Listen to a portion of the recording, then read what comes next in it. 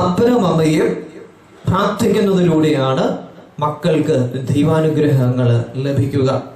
പുറപ്പാടിന്റെ പുസ്തകം 17:8-16 വായിച്ചാൽ നമുക്ക് ചില കാര്യങ്ങൾ മനസ്സിലാകും.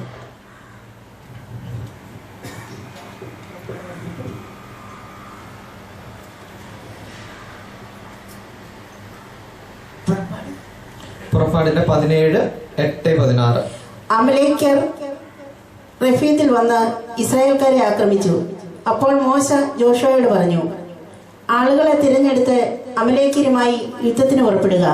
ഞാൻ നാളെ ദൈവത്തിന്റെ വടി കയ്യിലെടുത്ത് മലമുകളിൽ നിൽക്കും.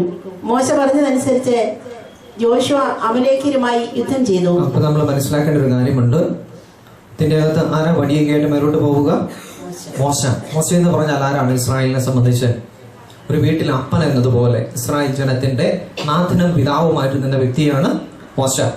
അമലേക്യർ യുദ്ധത്തിനായി വരികയാണ്. തന്റെ കുടുംബത്തെ, തന്റെ ജനത്തെ, തനിക്ക് ദൈവം പരമേൽപ്പിച്ചവരെ ആക്രമിക്കാൻ വരുന്നുവെന്ന് കാണുമ്പോൾ മോശ എന്താണ് ചെയ്യുക? അവിടെ നിന്ന് വെള്ളം അടിച്ച് ഓടുകയല്ല, എവിടെയെങ്കിലും കിടന്ന് ഉറങ്ങുകയല്ല, ഏതെങ്കിലും ഷാപ്പിന്റെ മുമ്പിൽ പോയി അതിന്റെ നിരാശ തീർക്കുകയല്ല ചെയ്യുന്നത്. വടിയും പിടിച്ചുകൊണ്ട് മഹത്തരമായ മധ്യസ്ഥതയ്ക്ക് വേണ്ടി മലമുകളിലേക്ക് പോവുകയാണ്. മല എന്ന് പറഞ്ഞാൽ വചനങ്ങളിൽ നിന്ന് നമുക്കറിയാം, താബോർ മലയിലേക്ക് പോയി. മോശയ്ക്ക് കൽപ്പനകൾ ലഭിക്കുന്നതും ഗിരികളിലാണ്, മലകളിലാണ്. എന്ന് പറഞ്ഞാൽ ദൈവ സാന്നിധ്യം അന്വേഷിച്ച് മോശ പുറപ്പെടുകയാണ്, വടിയും കയ്യിലെടുത്തുകൊണ്ട്. തുറന്നു വായിക്കാം. മോശ കരങ്ങൾ ഉയർത്തിപ്പിടിച്ചിരുന്നപ്പോഴെല്ലാം ഇസ്രായേൽ വിജയിച്ചുകൊണ്ടിരുന്നു. മോശയുടെ കരമിങ്ങനെ ഉയർന്ന ദൈവത്തിന്റെ സാന്നിധ്യത്തിൽ മധ്യസ്ഥത വഹിച്ചപ്പോൾ തന്റെ ഭവനമാകുന്ന ഇസ്രായേൽ ഗണം മുഴുവൻ വിജയിച്ചുകൊണ്ടേയിരുന്നു. തുടർന്ന് കരങ്ങൾ താഴ്ത്തിയപ്പോൾ അമലേക്യർക്കായിരുന്നു വിജയം. ദൈവത്തിന്റെ മുൻപിൽ നിന്ന് പ്രാർത്ഥന പിൻവലിക്കപ്പെട്ടപ്പോൾ, പിതാവിന്റെ പ്രാർത്ഥന പിൻവലിക്കപ്പെട്ട നിമിഷങ്ങളിൽ ശത്രുവിന് വിജയം. തുടർന്ന് മോശയുടെ കൈകൾ കുഴഞ്ഞു. അപ്പോൾ അവർ ഒരു കല്ല് നീക്കിയിട്ട് കൊടുത്തു. മോശ അതിന്മേൽ ഇരുന്നു. അഹരോനും ഹൂറും അവന്റെ കൈകൾ ഉയർത്തിപ്പിടിച്ചുകൊണ്ട് ഇരുവശങ്ങളിൽ നിന്നു. സൂര്യാസ്തമയം വരെ അവന്റെ കൈകൾ ഉയർന്നു തന്നെ നിന്നു. ജോഷുവ അമലേക്കിനെയും അവന്റെ ആളുകളെയും വാളുകൊണ്ട് അരിഞ്ഞു വീഴ്ത്തി. കർത്താവ് മോശയോട് അരുളി ചെയ്തു, ഇതിന്റെ ഓർമ്മ നിലനിർത്താനായി നീ ഇത് ഒരു പുസ്തകത്തിൽ എഴുതി ജോഷുവയെ വായിച്ചു കേൾപ്പിക്കുക. ആകാശത്തിന് കീഴിൽ നിന്ന് അമലേക്കിന്റെ സ്മരണ ഞാൻ നിശേഷം വായിച്ചു കളയും. മോശ അവിടെ ഒരു ബലിപീഠം നിർമ്മിച്ച് അതിനെ യാഹ്വേ നിസ്സി എന്ന് പേര് നൽകി.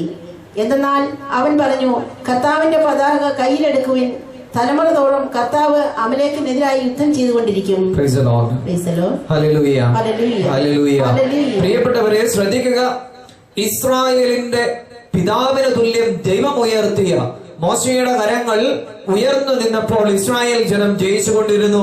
അത് കുഴഞ്ഞപ്പോൾ മധ്യസ്ഥ പ്രാർത്ഥനയിൽ നിന്ന്, ദൈവിക സാന്നിധ്യത്തിൽ നിന്ന് ദൈവം ഏൽപ്പിച്ചു നൽകിയ ജനത്തിനു വേണ്ടി ഉയർന്നു നിൽക്കേണ്ട കരം താണുപോയപ്പോൾ ഇസ്രായേൽ ജനം പരാജയപ്പെട്ടു, ശത്രു വിജയിച്ചുകൊണ്ടിരുന്നു. മോശയുടെ കരം ഉയർന്നു നിന്നാൽ വിജയം ലഭിക്കുമെന്ന് തിരിച്ചറിഞ്ഞ ഹൂറും അഹ്റോനും ചേർന്ന് മോശയുടെ കരത്തെ വീണ്ടും ഉയർത്തിപ്പിടിക്കുകയാണ്. അങ്ങനെ ഇസ്രായേലിന് നിർണായകമായ ജയം കിട്ടുന്നതായി ദൈവത്തിന്റെ വചനം പറഞ്ഞു തരികയാണ്. പ്രിയപ്പെട്ടവരെ, കുടുംബത്തിൽ അപ്പന്റെയും അമ്മയുടെയും കരം ഏൽപ്പിക്കപ്പെട്ട മക്കൾക്കും, അതുപോലെ ഭാര്യയുടെ കരം ഭർത്താവിനും, ഭർത്താവിന്റെ കരം ഭാര്യയ്ക്കും വേണ്ടി ഉയർന്നു നിൽക്കേണ്ടതാണ്. കുടുംബത്തിലെ അംഗങ്ങളുടെ കരം, ഭാര്യയുടെ ഭർത്താവിന്റെ കരം, അപ്പന്റെ അമ്മയുടെ കരം ഉയർന്നു നിൽക്കുന്ന അവസരങ്ങളിലെല്ലാം നിങ്ങളുടെ കുടുംബത്തിന് വിജയമുണ്ടായിരിക്കും, നിങ്ങളുടെ കുടുംബത്തിന് ദൈവാനുഗ്രഹം ഉണ്ടായിരിക്കും, നിങ്ങളുടെ കുടുംബങ്ങളിൽ ശത്രുവിന് ആധിപത്യം ഉണ്ടായിരിക്കുകയില്ല.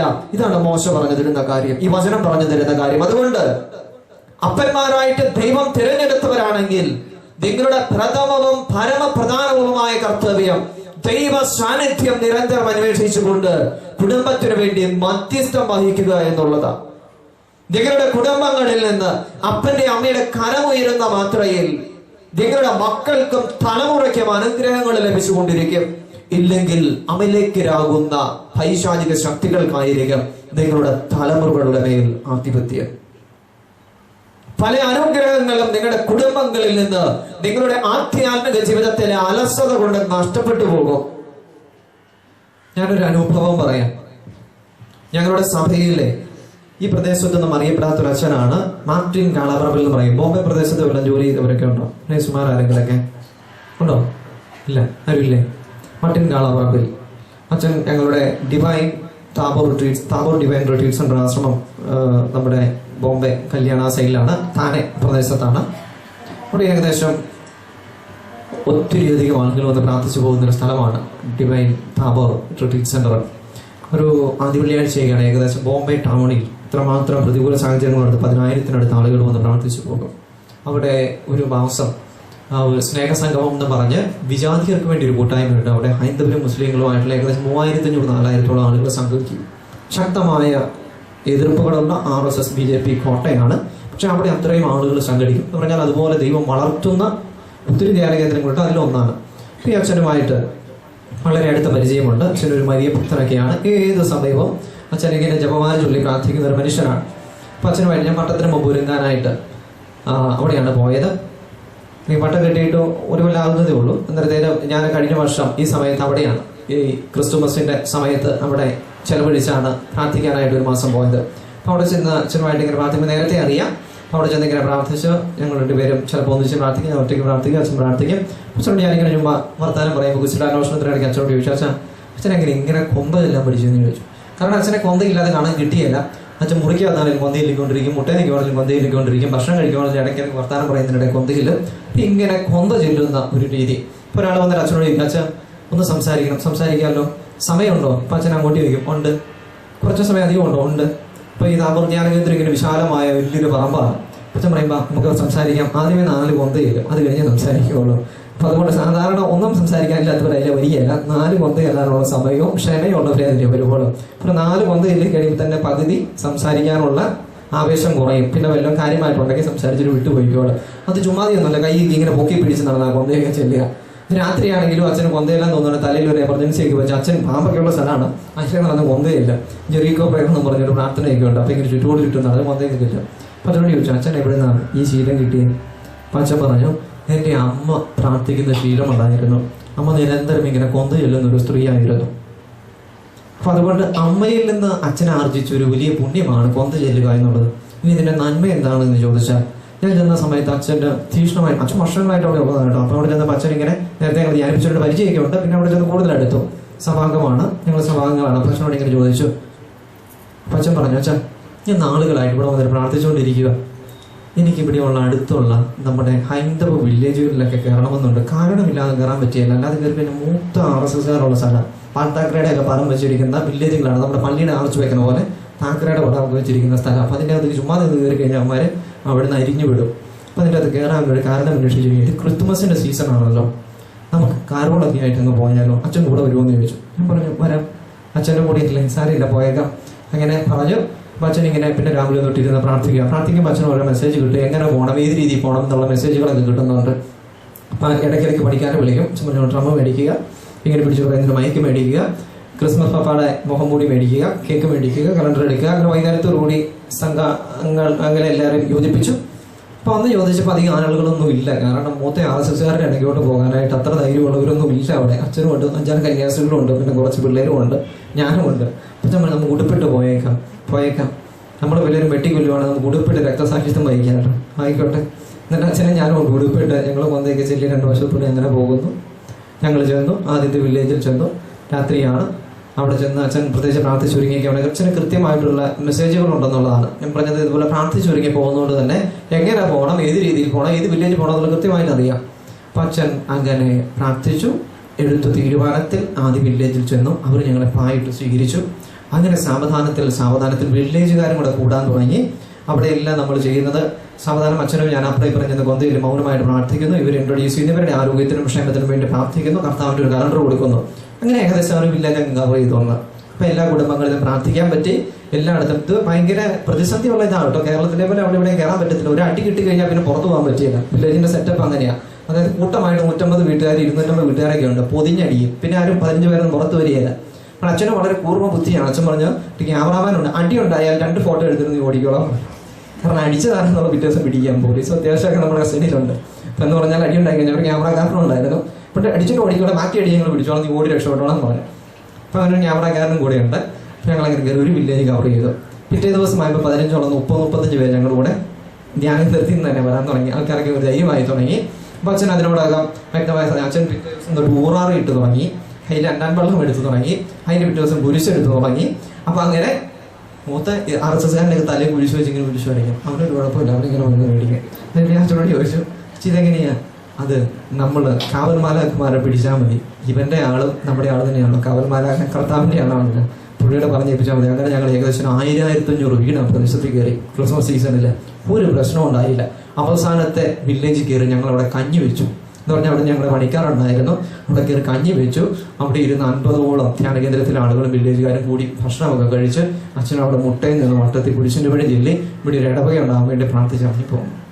ഞാൻ പറഞ്ഞു വന്നത്, അപ്പനും അമ്മയും പ്രാർത്ഥിക്കുന്ന ഒരു ശീലം ഒരു കുഞ്ഞിലേക്ക് ഒരമ്മയ്ക്ക് പകർന്നു നൽകാൻ പറ്റിയത് കൊണ്ട് അത് സൃഷ്ടിക്കുന്ന ചലനം നിങ്ങൾ മനസ്സിലാക്കണം. പിൽക്കാലത്ത് അദ്ദേഹം അച്ഛനായി കഴിഞ്ഞപ്പോൾ ആ ഒരു കരുത്തിൽ നിന്നുകൊണ്ടാണ് മാതാവിനോട് പ്രാർത്ഥിച്ച അച്ഛൻ ഇതിന് മുഴുവൻ അതിജീവിക്കുക. അച്ഛൻ പേഴ്സണലായിട്ട് അറിയാവുന്നവർക്ക് അറിയാൻ ചോദിച്ചാൽ ബോംബെ വല്ലയിടത്തും പോയിട്ടുള്ളവരുണ്ടോന്ന്. വലിയൊരു പ്രസംഗകരൊന്നുമല്ല, നിരന്തരം പ്രാർത്ഥിക്കുന്ന വ്യക്തിയാണ്. അദ്ദേഹം ഡൽഹിയിലായിരിക്കുമ്പോഴും അതെ 6500-7000 പേര് അവിടെ നൈറ്റ് വിജിലിന് വരും, ഡൽഹിയിലുള്ള ഡിവൈൻ ധ്യാന കേന്ദ്രത്തിൽ. അതുപോലെ തന്നെ ഇവിടെ അങ്ങനെ തന്നെ. ഇതുപോലെ തന്നെ മറ്റൊരു വ്യക്തിയുണ്ട്, ഞങ്ങളുടെ ബംഗാളിൽ ഒരു അറക്കലച്ചനുണ്ട്. അവിടെ അറിയാവോ, അവിടെ ചെല്ലുന്ന സമയത്ത് മതപീഡനം നടന്നൊരു സ്ഥലമാണ് അച്ഛൻ തിരഞ്ഞെടുത്തത്. ഇവിടെ കഴിഞ്ഞ കൺവെൻഷന് 10000 ജനങ്ങളാണ് പങ്കെടുത്തത്. 100 കാത്തലിക് ഫാമിലീസേ അവിടെ ഉള്ളൂ, ബാക്കി മുഴുവൻ ഹിന്ദുക്കളും മുസ്ലിങ്ങളും. അപ്പൊ അതുകൊണ്ട് ദൈവം പരിപാലിക്കുന്നത് ഇവരുടെ എല്ലാം അടിത്തറ തപ്പിയാൽ അറിയാതെ കുടുംബത്തിലെ അപ്പന്റെ അമ്മയുടെ കയ്യിൽ നിന്ന് കിട്ടിയതാണ്. പ്രിയപ്പെട്ടവരെ, ഞാനും ഒരു അനുഭവം പങ്കുവെക്കട്ടെ. ഞാൻ ജനിച്ചു കഴിഞ്ഞ് സംസാരിക്കുന്നത് പലതും തിരിയില്ലായിരുന്നു. അതേത് കുഞ്ഞിന്റെ അങ്ങനെയാണല്ലോ. പക്ഷേ സംസാരം തിരിയേണ്ട പ്രായമായിട്ട് എൻ്റെ തിരിയാതെ പോകുന്നു, എൻ്റെ നാക്ക് ഉടക്കി കിടക്കുന്ന പോലെയാണ്.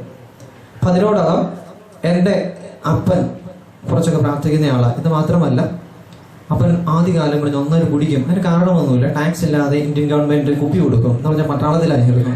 ഞാനും ഒക്കെ അവിടെ ഉള്ളതാണ്. അത് കഴിഞ്ഞ് പിന്നെ ഇങ്ങോട്ട് പോകുന്നതാണ്. അപ്പൊ അതുകൊണ്ട് അങ്ങനെ ഇഷ്ടം പോലെ കുപ്പി ഫ്രീ ആയിട്ട് കിട്ടും. അത് കുടിച്ച് തീരുമ്പോൾ ഒരു മാസം തീരുമ്പോൾ പിന്നെയും കൊടുക്കും. അപ്പൊ അത് പിന്നെ മേടിച്ച് വെച്ച് കുടിക്കുക, അങ്ങനെയായിരുന്നു ശീലം. അപ്പൊ അതൊക്കെ കഴിഞ്ഞ് അപ്പൻ പിന്നെ നവീകരിക്കപ്പെട്ടു. ഏകദേശം ഞാനൊരു നഴ്സറിലൊക്കെ ആയപ്പോൾ കുടിയൊക്കെ ഏതാണ്ട് നിന്നു. അപ്പൊ എൻ്റെ വീട് മുട്ടുചിറയാണ്. മുട്ടുചിറയിൽ അൽഫോൻസാമ്മയുടെ വീടിന്റെ ഏകദേശം 2-3 വീട് വ്യത്യാസമേ ഉള്ളൂ, ചെറിയ വ്യത്യാസമേ ഉള്ളൂ. വീടിന്റെ അറ്റത്ത് നിന്ന് അൽഫോൻസാമ്മയുടെ മതിൽ കാണാം. അങ്ങനത്തെ വീടാണ്. അപ്പൊ ആ സമയത്താണ് ഞാൻ 2 വർഷമാണ് അൽഫോൻസാമ്മയെ വാഴ്ത്തപ്പെട്ടവളായിട്ടൊക്കെ പ്രഖ്യാപിക്കാം. അപ്പൊ പ്രദേശത്തുള്ളവർക്ക് അൽഫോൻസാമ്മ വളർന്ന നാടായതുകൊണ്ട് അമ്മയോട് ഒരു പ്രത്യേക ഭക്തിയും സ്നേഹമൊക്കെ ഉണ്ട്. അപ്പൊ എൻ്റെ അപ്പന് നാവിന്റെ ഇങ്ങനെ ഇതൊക്കെ ഉണ്ട്, അതിനോടൊക്കെ നവീകരിക്കപ്പെട്ടു. അപ്പൻ എന്ത് ചെയ്തു എന്ന് പറഞ്ഞാൽ, അൽഫോൻസാമ്മയെ ഞാൻ ഇപ്പോഴും ഓർക്കുന്നു. ഞാൻ വളരെ ചെറുതായിരിക്കുമ്പോൾ 3 വയസ്സോ 4 വയസ്സോ ഉള്ളപ്പോൾ ഒരു പിക്ചർ മേടിച്ച് കുടുംബ പ്രാർത്ഥന കഴിയുമ്പോൾ മടിയിലിരുത്തി എന്നെ ഇങ്ങനെ പ്രാർത്ഥിപ്പിക്കുകയായിരുന്നു. അൽഫോൻസാമ്മ എൻ്റെ നാവിന്റെ കൊഞ്ഞ മാറ്റി തരണമെന്ന് അപ്പൻ പറയും. ഞാൻ എനിക്കറിയാവുന്ന ഭാഷയിൽ അച്ഛൻ്റെ അമ്മ എൻ്റെ ഞാൻ എൻ്റെ ഏതാണ്ടൊക്കെ മാറ്റണേന്നൊക്കെ ഞാനും ഇങ്ങനെ പ്രാർത്ഥിക്കും. ഒന്നും തിരിയൊന്നുമില്ല, അങ്ങനെ പ്രാർത്ഥിക്കുമായിരുന്നു. അങ്ങനെ പ്രാർത്ഥിച്ച് എല്ലാ ദിവസവും പ്രാർത്ഥനയും കുറേ സമയം മടിയിലിരുത്തും. അപ്പൻ ഇങ്ങനെ പ്രാർത്ഥിപ്പിക്കും. ഞാൻ രൂപം നോക്കിയാൽ രൂപമൊക്കെ ഇന്നും എൻ്റെ മനസ്സിലുണ്ട്. അപ്പൊ അങ്ങനെ പ്രാർത്ഥിച്ചു. ഒരു ദിവസം അപ്പൻ ഇങ്ങനെ പ്രാർത്ഥിച്ചു, അൽഫോൻസാമ്മ എൻ്റെ നാവിന്റെ കൊഞ്ഞ മാറ്റണേ. അന്ന് ഞാനും ഇങ്ങനെ ഇട്ട് പറഞ്ഞു, അൽഫോൻസാമ്മ എൻ്റെ നാവിന്റെ കൊഞ്ഞ മാറ്റണേ. കൃത്യമായിട്ട് എൻ്റെ നാവിന്റെ കെട്ടഴിഞ്ഞു മാറി എന്ന് പറഞ്ഞാൽ, ഞാനിതിപ്പം എനിക്ക് അത്ഭുതം നടന്നോ എൻ്റെ അപ്പം വലിയ ആളോന്നോ പറയാനൊന്നുമല്ല, തിരിച്ച് മറ്റൊരു സന്ദേശമാണ് തരാനുള്ളത്. മോശയുടെ കരം ദൈവത്തിന്റെ മുൻപിൽ ഉയർന്നു നിന്നപ്പോൾ ഇസ്രായേൽ ജനം വിജയിച്ചു, ഒരു കുടുംബം വിജയിച്ചു. ഇതാ ഞാൻ പറഞ്ഞു, കാളാബ്രഹ്മലച്ചന്റെ അമ്മയുടെ കരം ഉയർന്നു നിന്നത് കൊണ്ട് ഒരു ദേശം മുഴുവൻ ക്രിസ്തുവിനെ അറിഞ്ഞുകൊണ്ടിരിക്കുകയാണ്. എന്റെ അപ്പൻ കുടിച്ചോണ്ടിരുന്നയാളാ. മദ്യപിച്ച് ആ സായാഹ്നങ്ങളിൽ വീട്ടിൽ വരാതെ പ്രാർത്ഥിക്കാതെ ഇരുന്നുവെങ്കിൽ ഞാൻ ആ മടിയിലിരുന്ന് പ്രാർത്ഥിക്കുമായിരുന്നില്ല. ഞാൻ പ്രാർത്ഥിക്കാതിരുന്ന പക്ഷം എന്റെ നാവിന്റെ കെട്ടഴിയുമായിരുന്നില്ല. എന്റെ നാവിന്റെ കെട്ട് മാറിയില്ലായിരുന്നുവെങ്കിൽ എന്നെ സെമിനാരിയിൽ എടുക്കുമായിരുന്നില്ല.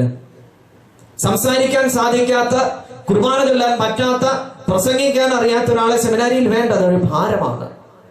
പക്ഷെ എന്റെ അപ്പൻ സമയത്ത് അങ്ങനെ ഒരു ദുശീലം ഉപേക്ഷിച്ചതുകൊണ്ട്, ദൈവത്തെ അന്വേഷിച്ചതുകൊണ്ടും, തലമുറയ്ക്ക് എന്നെ മകനെ മടിയിലെടുത്ത് പ്രാർത്ഥിക്കാൻ മനസ്സായതുകൊണ്ടും എന്റെ നാവിന്റെ കെട്ടുമാറിയെന്ന് മാത്രമല്ല, നാടുനീളെ നടന്ന് ദൈവത്തിന്റെ വചനം പ്രസംഗിക്കാനുള്ള പ്രത്യേക കൃപയും ലഭിച്ചു. അതുകൊണ്ട് പ്രിയപ്പെട്ടവരെ, ഞാൻ പറയുന്നത്, ദൈവം അപ്പനെയും അമ്മയും തിരഞ്ഞെടുത്തിരിക്കുന്നത് മക്കളിലേക്ക് ദൈവത്തെ കൊടുക്കാൻ വേണ്ടിയാണ്.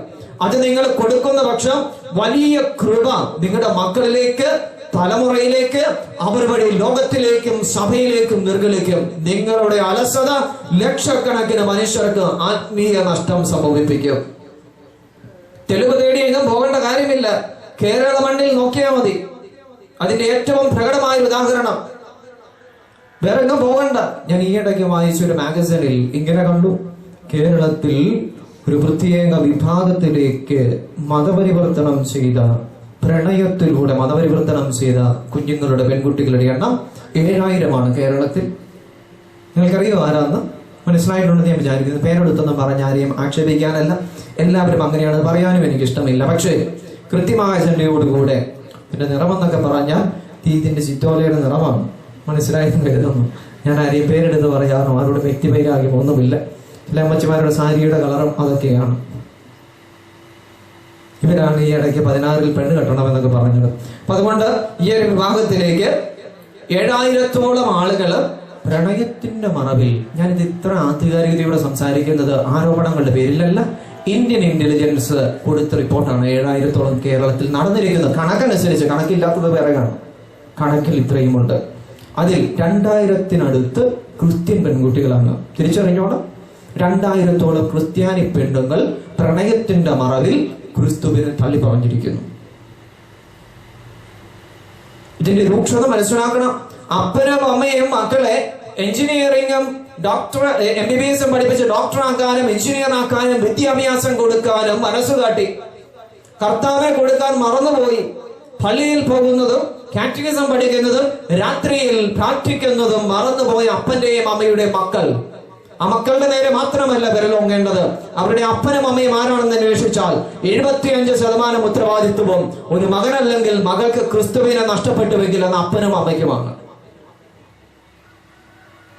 പ്രിയപ്പെട്ടവരെ, തിരിച്ചറിഞ്ഞുകൊള്ളുക, ഇത് വ്യാപകമായ ക്യാൻസർ പോലെ വ്യാപിക്കുന്ന ഒരു സംഗതിയാണ് കേരളത്തിൽ.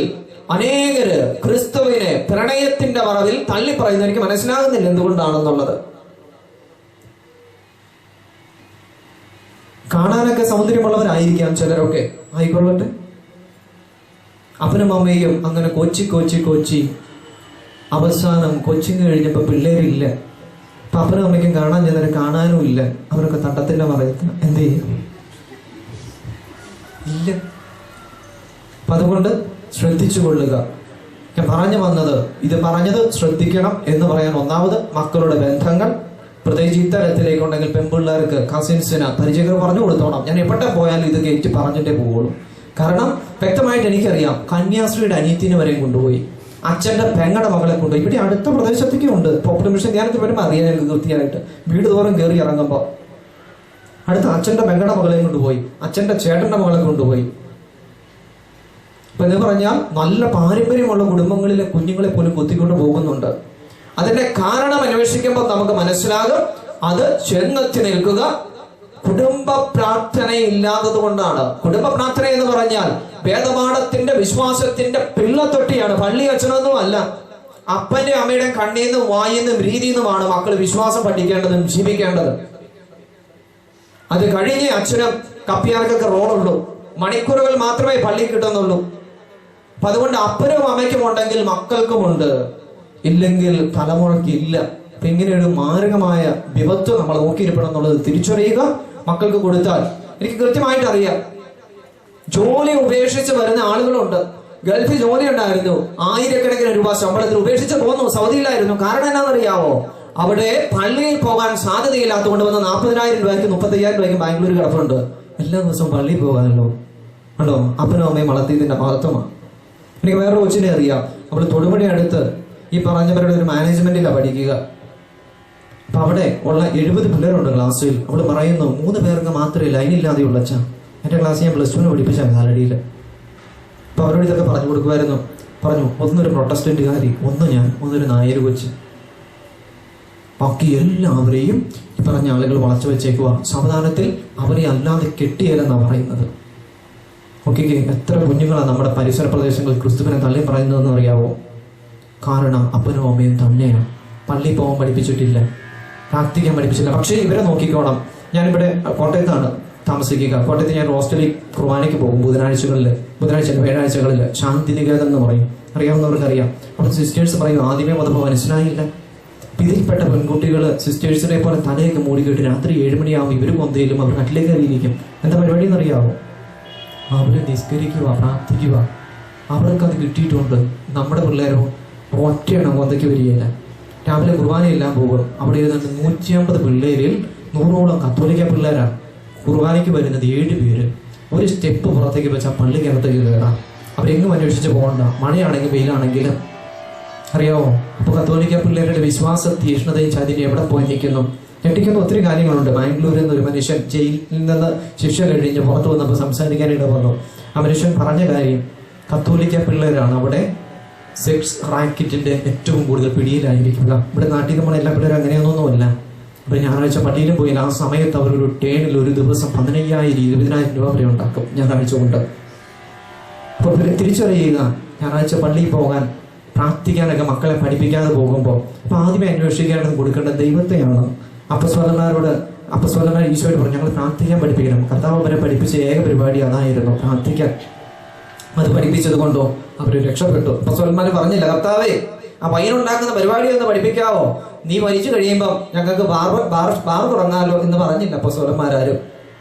വീഞ്ഞു വിറ്റ് ജീവിക്കാലോ എന്ന് പ്രാർത്ഥിക്കാൻ ചോദിച്ചു, അത് പഠിപ്പിച്ചു. അതുകൊണ്ട് അപ്പസ്തോലന്മാരിൽ ഒരുവനൊഴികെ ബാക്കിയാരും പിഴച്ചു പോയില്ല. അപ്പൊ അതുകൊണ്ട് മക്കളെ ദൈവം ചെയ്ത് പ്രാർത്ഥിക്കാൻ പഠിപ്പിക്കുക, വിശ്വാസ കാര്യങ്ങളിൽ തീഷ്ണതയോടെ വളർത്തുക. ഇല്ലെങ്കിൽ നിങ്ങളുടെ കുഞ്ഞുങ്ങൾക്ക് കർത്താവിനെ നഷ്ടപ്പെടും. കർത്താവിനെ അവർ തള്ളിപ്പറഞ്ഞാൽ catechism of the Catholic Church കൃത്യതയോടെ പറയും, സഭയും ക്രിസ്തുവുമാണ് രക്ഷയുടെ മാർഗമെന്ന് അറിഞ്ഞിട്ട് ക്രിസ്തുവിനെയോ സഭയോ നീ തള്ളിപ്പറഞ്ഞാൽ നിനക്ക് നിത്യരക്ഷയില്ല. അപ്പസ്തോല പ്രവർത്തനം 4:12 കർത്താവ് പറയും, ആകാശത്തിനു കീഴെ മനുഷ്യ നിന്റെ രക്ഷയ്ക്ക് വേണ്ടി യേശു എന്നല്ലാതെ മറ്റൊരു നാമമില്ല. അപ്പസ്തോല പ്രവർത്തനം 16:31 കർത്താവ് യേശു ക്രിസ്തുവിൽ വിശ്വസിക്കുക, നീ നിന്റെ കുടുംബവും രക്ഷ പ്രാപിക്കും. അതുകൊണ്ട് രക്ഷയ്ക്ക് വേണ്ടി മറ്റൊരു നാമമില്ല. റോമ 10:9 മരിച്ചവരിൽ നിന്ന് ദൈവം ക്രിസ്തുവിനെ ഉയർപ്പിച്ചുവെന്ന് വിശ്വസിക്കുകയും അധരം കൊണ്ട് നീ ഏറ്റുപറയുകയും ചെയ്താൽ നീ രക്ഷ പ്രാപിക്കും. അപ്പൊ അതുകൊണ്ട് ദൈവത്തിന്റെ വചനം ആണയിട്ട് പറയുകയാണ്, ക്രിസ്തുവിലൂടെ അല്ലാതെ രക്ഷയില്ല. പക്ഷേ ക്രിസ്തുവിനെ തള്ളിക്കൊണ്ട് സൗന്ദര്യത്തിന്റെ പേരിലോ പ്രണയത്തിന്റെ പേരിലോ പണത്തിന്റെ പേരിലോ നീയോ നിന്റെ മക്കളോ ആരുടെയെങ്കിലും പിന്നാലെ പോയാൽ, വിവാഹമാകട്ടെ, മരിക്കുമെന്ന് പറയട്ടെ, ചാകുമെന്ന് പറയട്ടെ, അവർക്ക് നിത്യരക്ഷയില്ല. ഒരു കുഞ്ഞിന്റെ ആത്മാവിന് നിത്യരക്ഷ നിന്റെ അലസത കൊണ്ട് സംഭവിച്ചാൽ അതിന്റെ ഉത്തരവാദിത്വം നീ കൂടെ പറയണം. മോശയ്ക്ക് ഇസ്രായേൽ എന്നതുപോലെ ദൈവം നിങ്ങൾക്ക് പരമേൽപ്പിച്ചതാണ് നിങ്ങളുടെ കുഞ്ഞുങ്ങളെ. നിങ്ങളുടെ അലസത കൊണ്ട് മോശയെന്ന് കരമേരിച്ചില്ലായിരുന്നെങ്കിൽ ഇസ്രായേൽ വിജയിക്കുകയില്ലായിരുന്നു. ഇസ്രായേലിന് അത് ചരിത്രമാവില്ലായിരുന്നു. നീ കരം വിരിക്കാത്തത് കൊണ്ടാണ് നിന്റെ കുഞ്ഞുങ്ങൾ പരാജയപ്പെടും. ഒരു കാരണവുമില്ല. വിശുദ്ധരെ ആരെ വേണേലും നോക്കിക്കോ, അവരുടെ എല്ലാ വിശ്വാസം അമ്മയിൽ നിന്നും അപ്പനിൽ നിന്നുമാണ്. ഫ്രാൻസിസ് അസീസിയെ നോക്കിക്കോ, കൊച്ചു ത്രേസ്യയെ നോക്കിക്കോ, ജോൺ ബോൾ പാപ്പാനെ നോക്കിക്കോ, പാദ്രിപ്പിയെ നോക്കിക്കോ, അൽഫോൻസാമയെ നോക്കിക്കോ. ഇവരുടെ എല്ലാം വന്ന് നിൽക്കും. ഇവരെ വളർത്തിയ വ്യക്തികളിൽ നിന്ന് വിശ്വാസം സ്വീകരിച്ചത്. ഫ്രാൻസിസ് പാപ്പാനെ നോക്കിക്കോ, അദ്ദേഹത്തിന്റെ ചരിത്രം ഒന്ന് വായിച്ചു നോക്ക്. അമ്മയിൽ നിന്നും അപ്പനിൽ നിന്നും കിട്ടിയത്. അങ്ങനെ ആരെ വേണേലും ചികഞ്ഞു നോക്കിക്കോ. നല്ല മനുഷ്യരെ ആരെ വേണമെങ്കിലും നോക്കിക്കോ. അപ്പനിൽ നിന്നും അമ്മയിൽ നിന്നും വിശ്വാസം. അതുകൊണ്ട് നമ്മൾ പറഞ്ഞു വന്നത് കുടുംബത്തിലെ പ്രാർത്ഥനയുടെ നിർണായകതയാണ്. കുടുംബ പ്രാർത്ഥനയെ അലസമായി ചെലവഴിച്ചാൽ നിന്റെ കുഞ്ഞിനെയും കൊണ്ട് അമലേക്കിന് പോകും. നിന്റെ തലമുറയെയും കൊണ്ട് പിശാച് പോകും. കാരണം ക്രിസ്തുവിനെ കാർന്നെടുക്കുക എന്നുള്ളതാണ് പ്രണയത്തിന്റെ ലക്ഷ്യവും മറ്റെല്ലാ തരത്തിലുള്ള തിന്മയുടെ ലക്ഷ്യവും. അത് മദ്യപാനമായിട്ട്, അത് ജഡമോഹങ്ങളായിട്ട്, അത് ബ്ലൂ ഫിലിമായിട്ട്, അത് പ്രണയമായിട്ട് പല രീതിയിൽ ആവിഷ്കരിക്കപ്പെടും. നിന്റെ തലമുറയെ നീ കാണില്ല, അത് തകരുന്നതായിരിക്കും നീ കാണുക. അതുകൊണ്ട് പ്രിയപ്പെട്ടവരെ, പ്രാർത്ഥനയെ നിസാരമായി കരുതരുത്, തൃണവൽക്കരിക്കരുത് എന്നാണ് പ്രത്യേകമായിട്ട് ഇന്നേ ദിവസം നിങ്ങളോട് പറഞ്ഞു തരാനുള്ളത്. നമ്മൾ കണ്ടു രാത്രിയിൽ പ്രാർത്ഥിക്കേണ്ടതിന്റെ ആവശ്യകത, രാത്രി പ്രാർത്ഥനയുടെ ശക്തി, പ്രാർത്ഥനയിൽ നമ്മൾ ദുർബലരായാൽ സംഭവിക്കുന്ന കാര്യങ്ങൾ, പ്രാർത്ഥിച്ചില്ലെങ്കിൽ തലമുറയ്ക്ക് വരുന്ന ദുരന്തം. അതുകൊണ്ട് ഈ ശക്തിയെ മനസ്സിലാക്കുക. ദൈവം സന്ദർശിക്കുന്ന നിമിഷങ്ങളെ, ദൈവം വിമോചിപ്പിക്കുന്ന നിമിഷത്തെ, ദൈവാനുഗ്രഹം വർഷിക്കപ്പെടുന്ന നിമിഷത്തെ, ദൈവം ഉയർത്തതും ദൈവം സ്വപ്നങ്ങളിലൂടെ നയിച്ചതും ദൈവം ശക്തിപ്പെടുത്തിയതും ദൈവം വിമോചിപ്പിക്കുന്നതും ദൈവം വിശ്വാസം ജനിപ്പിക്കുന്നതും എല്ലാം കുടുംബത്തിൽ പ്രാർത്ഥിക്കുന്ന സമയത്താണ്, പ്രത്യേകിച്ച് രാത്രിയിൽ. അപ്പൊ നമ്മുടെ കുടുംബ പ്രാർത്ഥനയെ നമുക്ക് നിസ്സാരമായി കരുതാതിരിക്കാം. അതിന് വേണ്ട പരിഗണനയും അതിന് വേണ്ട എല്ലാ കാര്യങ്ങളും നൽകിക്കൊണ്ട് പ്രാർത്ഥിക്കുമെന്നൊരു തീരുമാനത്തിലേക്ക് വരാം. ചേർന്ന് പറയാം, ഹല്ലേലൂയ, ഹല്ലേലൂയ, യേശുവേ നന്ദി, യേശുവേ സ്തോത്രം, ഹല്ലേലൂയ. ഒരു നിമിഷം നമുക്ക് എല്ലാവർക്കും ഏറ്റു നിൽക്കാം. കണ്ണുകൾ അടച്ച് നമുക്ക് നമ്മുടെ കുടുംബ പ്രാർത്ഥനയെ, വ്യക്തിപരമായ പ്രാർത്ഥനയെ, രാത്രി പ്രാർത്ഥനകളെ ഓർത്ത് നോക്കാം. കഴിഞ്ഞ കാലങ്ങളിൽ ദൈവം ആഗ്രഹിക്കുന്ന രീതിയിൽ പ്രാർത്ഥനയുടെ ശക്തി മനസ്സിലാക്കാതെ കടന്നു പോയിട്ടുണ്ടെങ്കിൽ ദൈവത്തോട് മാപ്പ് ചോദിക്കാം. തീർച്ചയാണ് എല്ലാ കാര്യങ്ങളും നമുക്ക് വേണ്ടി അല്ലെങ്കിൽ നമ്മൾ കേട്ടിട്ടില്ലായിരിക്കാം, ശ്രദ്ധിച്ചിട്ടില്ലായിരിക്കാം. പക്ഷേ എല്ലാ വ്യക്തികൾക്കും വേണ്ടി എന്തൊക്കെയോ നല്ല കാര്യങ്ങൾ ദൈവം ഇതിന് സംസാരിച്ചിട്ടുണ്ട്.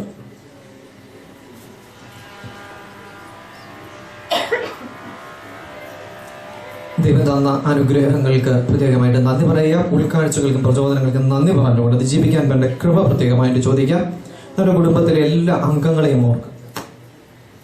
അവരെല്ലാവരും ഇനി വരുന്ന ആരാധനയിലേക്ക് പ്രത്യേകമായിട്ട് സമർപ്പിച്ചു അഭിഷേകത്തിന് വേണ്ടി ആഗ്രഹിച്ച് പ്രാർത്ഥിക്കാം. നമുക്ക് ദൈവത്തിന്റെ ആത്മാവിന്റെ അഭിഷേകം നമ്മുടെ കുടുംബത്തിലേക്ക്, പ്രാർത്ഥനാ ജീവിതത്തിലേക്ക് കടന്നു വരുന്നതിന് വേണ്ടി നമുക്ക് ആഗ്രഹിക്കാം.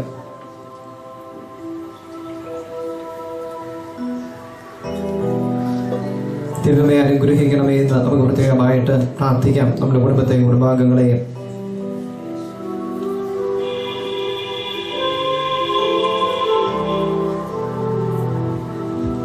പ്രാർത്ഥനകളെ നമുക്ക് ഈശോയ്ക്ക് സമർപ്പിക്കാം. കണ്ണു തുറക്കാം.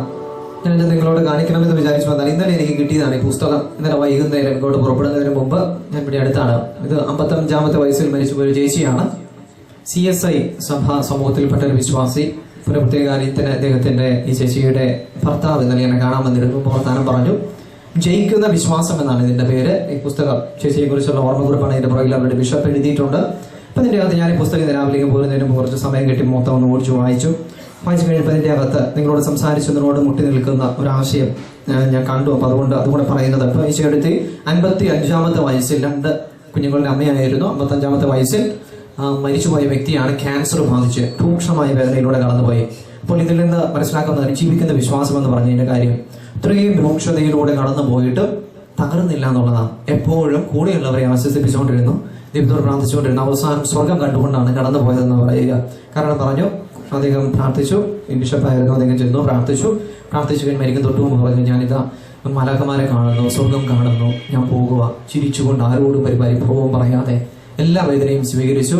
ദൈവം തന്നതിന് നന്ദി പറഞ്ഞു കടന്നുപോയി. ഇപ്പൊ അതിനെക്കുറിച്ച് ബിഷപ്പ് എഴുതിയിരുന്ന ഒരു കാര്യം, ചെറുപ്പം മുതലേ കുടുംബത്തിൽ നിന്ന് ലഭിച്ച പരിശീലനം, ഭർത്താവിന്റെ പ്രോത്സാഹനം, മുടങ്ങാതെയുള്ള ആരാധന, ബൈബിൾ വായന, പ്രാർത്ഥന എന്നിവയിൽ കൂടി ലഭിച്ചതാവണം ഈ ഒരു വിശ്വാസം. അതുപോലെ ദൈവവചനത്തിന്റെ കേൾവി തുടങ്ങിയ മറ്റു പല ഘടകങ്ങളും ഇതിലുണ്ട്, സംശയമില്ല.